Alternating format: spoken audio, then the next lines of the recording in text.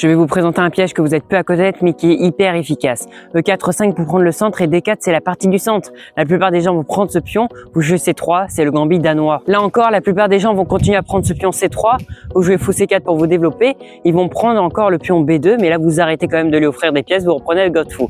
Et là vous pouvez remarquer que vous avez deux magnifiques fous bien posés. Là il va se développer avec cavalier F6 pour vous attaquer ce pion E4, vous faites cavalier C3 pour défendre ce pion E4 et il va faire fou 4 pour vous clouer ce cavalier C3 et gagner le pion E4. Mais vous lui laissez, il le veut, vous lui laissez, vous faites cavalier E2. Il va prendre ce pion E4 gratuit et vous faites petit roc. À ce moment-là, il va vouloir échanger les cavaliers avec cavalier prend C3, vous reprenez avec votre cavalier. Il va lui aussi vouloir défendre son roi et faire petit roc.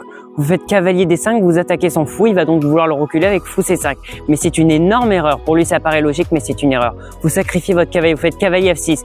Il va pas pouvoir le prendre avec la dame car il se dit qu'il va perdre sa dame puisqu'il y a un fou qui défend. Donc il va prendre avec le pion en G. C'est une énorme erreur car il y a dame G4 échec. À ce moment, il va remettre son roi en H8 pour le défendre, mais vous faites dame H4. Vous menacez deux pions. Le pion H7 qui pour lui est défendu avec son roi et le pion F6 et il va vouloir le défendre avec fou 7. Et là, c'est perdu pour lui. Vous faites fou D3, il y a mat en 3 assuré.